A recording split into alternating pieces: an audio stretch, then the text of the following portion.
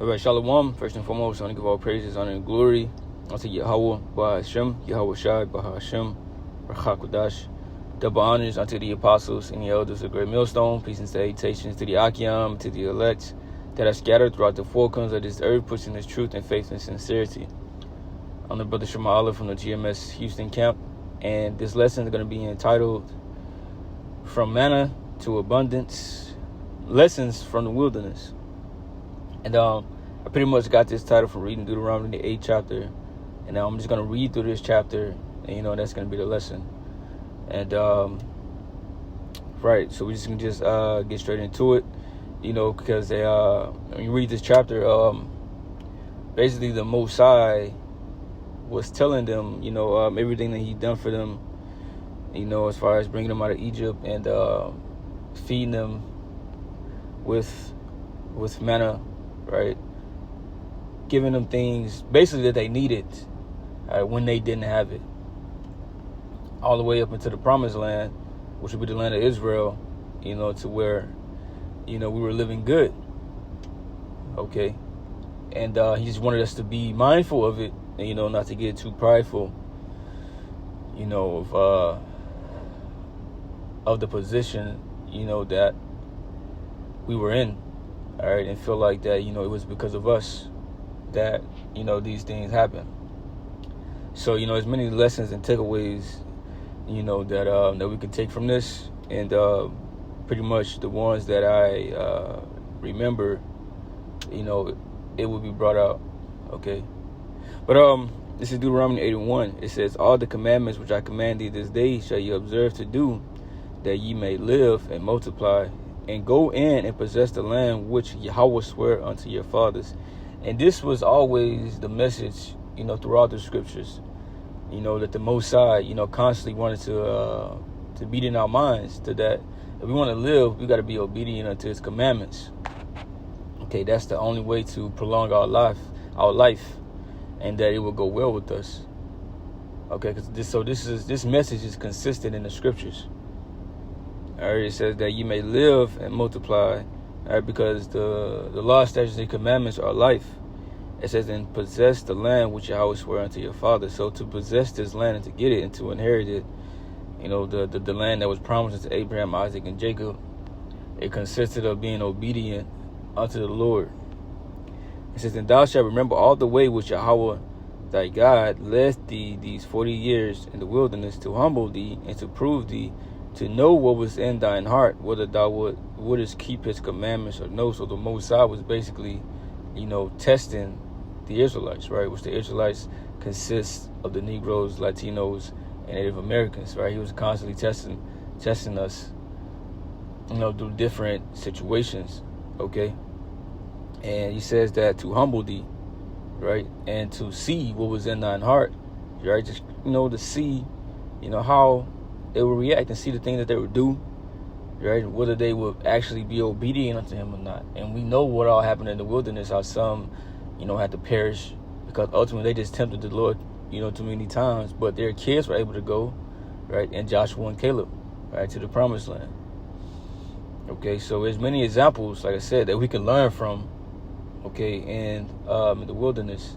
This is just Deuteronomy 8 doesn't, really cover everything in detail, right? You will have to grab multiple chapters, but it's touching on some of the things that happened, the events,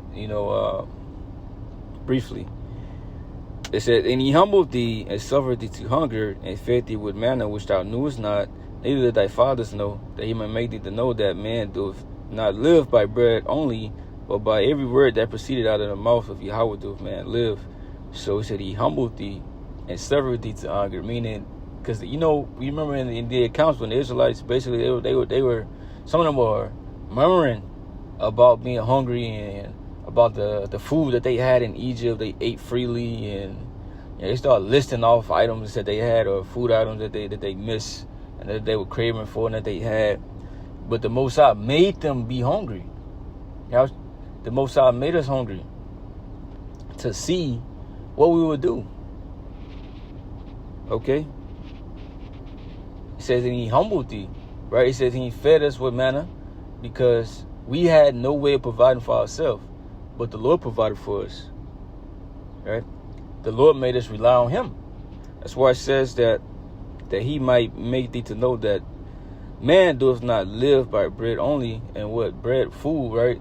We get nourished from food, and it gives us life, right? But it says, but by every word that proceeded out of the mouth of Yahweh doeth man live. So by the word of the Most High, right, being obedient unto his words, right, it's how we get that spiritual nourishment, and it's how we live from the Lord taking care of us, right? Because if we get that spiritual nourishment from the Lord, right, then everything else will fall into place as well. Okay? Everything else. That's why it says, seek ye the kingdom of the Most High, and all these things shall be added unto you.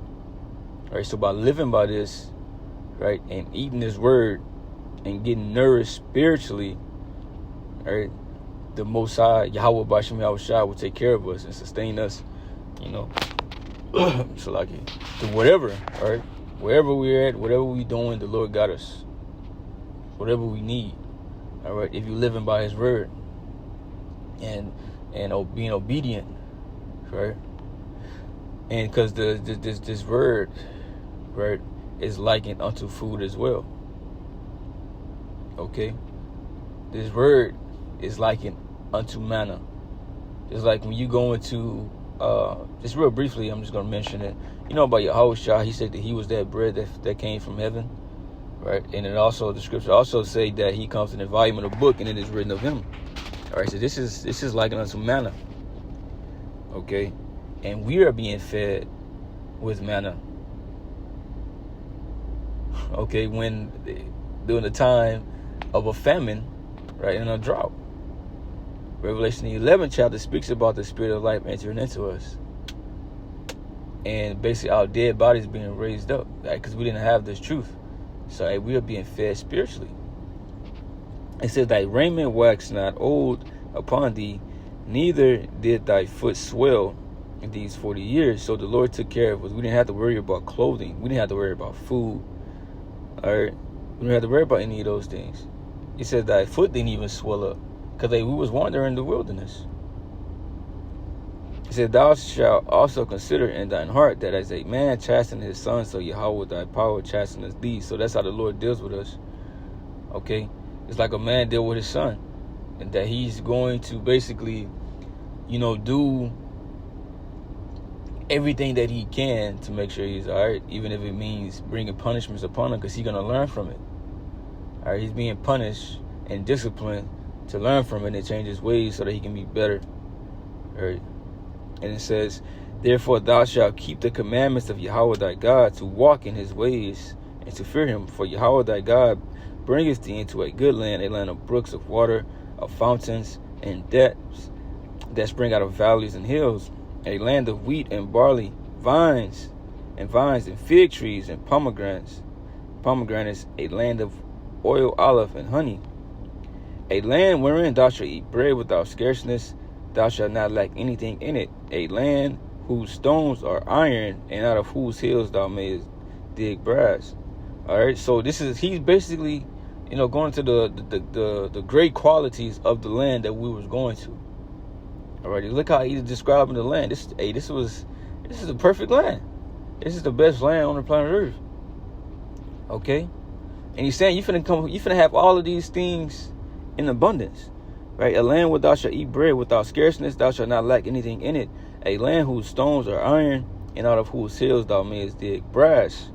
All right, it's abundant in resources. When thou hast eaten and art full, then thou shalt bless Yahweh thy God for the good land which he hath given thee. So you're supposed to thank him for it.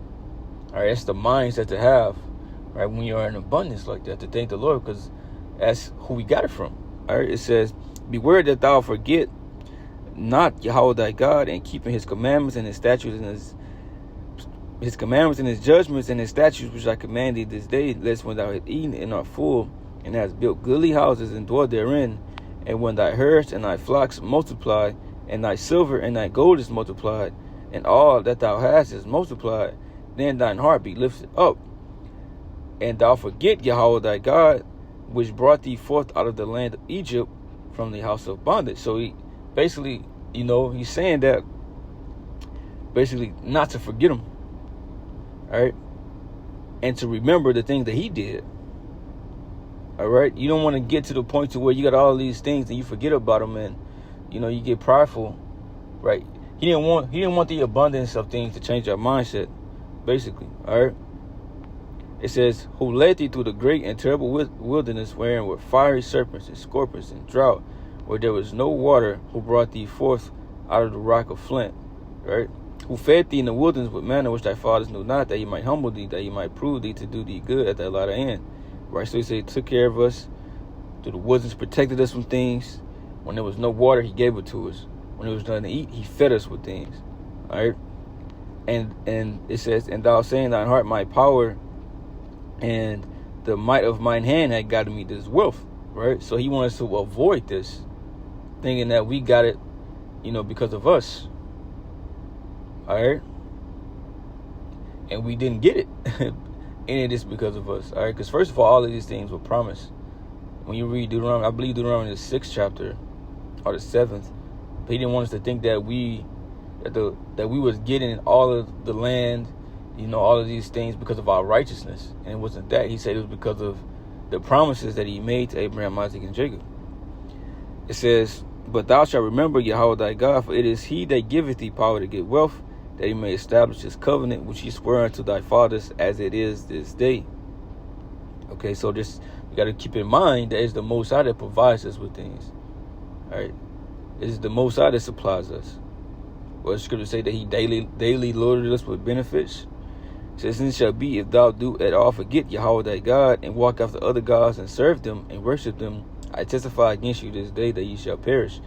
And now worship another God don't got to be, you just calling upon, the name of a God, right? And then that's it. That it can be following after a whole nother lifestyle, right?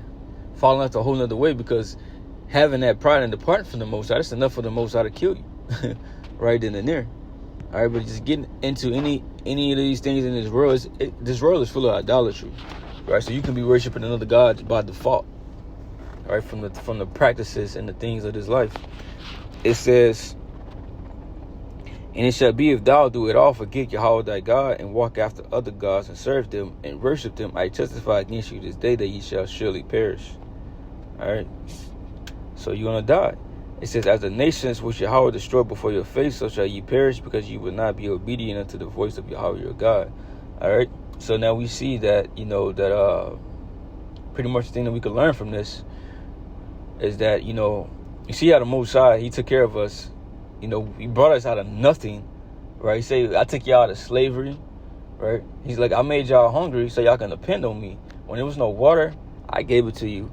In the wilderness, you had my protection, right? I'm finna bring you into this land. You're gonna have pretty much all of these good things, So don't let these things make you forget about me, because I'm the one that put you in this position in the first place, right? Always had it on your mind, and keep my commandments, right? And be obedient. All right, or you're gonna die. All right, so we gotta always be mindful of these things. Whenever we do get, great things, or sometimes we will come across with more money, right? We will have more things in abundance, at particular times, right? And you don't want to get prideful, right? Mainly in this truth, though, the Most High is gonna multiply us, because this is the real riches, right? He's gonna multiply these riches and his wealth, right, in the spirit, on us. You don't want to get too prideful in the things that the Lord reveal unto you, that He give unto you, right? Thinking that you got it on your own. All right. If you're doing that, then you're forgetting the Most High by being in that mindset, because the Most High don't like that. All right.